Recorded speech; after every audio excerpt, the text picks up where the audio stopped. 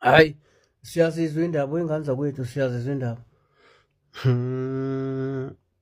Yazi indaba zithi, madoda.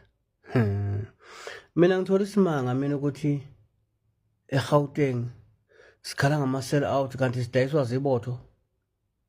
Awu kahleni madoda. Hawu kahleni. Yebo, isiZulu sithi ayihlabi ngakumisa. Kodwa ngeke kahleni wey'ngane zakwethu. Uyazi ngimangele namhlanje mina uma ngizwa kuthiwa osibanibani yibo la. Kanti njengoba sidayiswa sidayiswa zibotho bafowethu.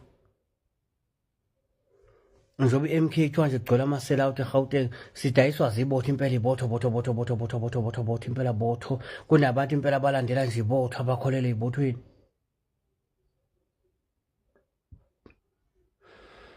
Hhayi ngilishaya likhali. Hawu. Kanti sikuphi la sifike kanjani?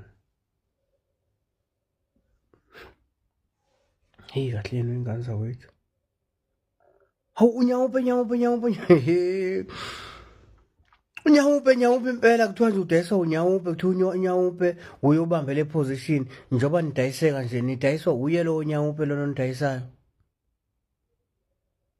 Hheyi kahleni wey'ngane zakwethu. Hawu cha hhayi siyazizwa indaba. Hawu unyawupe eGoli kwenzakalani kanti? Unyawupe unyawupe mfowethu unyawupe. Ngike ngayibuza mina lo nyawupe ngiqala ukumbona. Mangithi ngiyezwa kuthiwa hhayi uye lo sell out. Hawu kahleni bo. Sell out kuthiwa uye lo obambe le phosi. Wey'ngane zakwethu.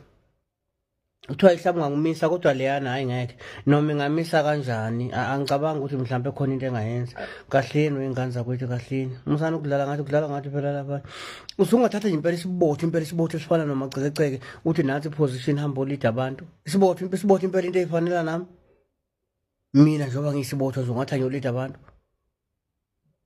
Kuyaba sengifikile labo bantu sengiyabadayisa sengiyi-sell out. Umuntu onjani uzokuthi uyadayisa udayiswa yimi. Nhloboni yomuntu leyo. Ufuna ukuyibuze nawe nje ukuthi uzuvuma ukudayiswa isibotho esinjengami kwenze njani. Kodwa hhayi kulungile kuzolunga bazoyisola lento yabo ngeke zisisebenze le ngeke. Kusho mina macekeceke. Wey'ngane zakwethu. Isikhathi sokuthi singene la. Sengiyayibona into ebilelwa abantu. Awu kanti umbhedo nje.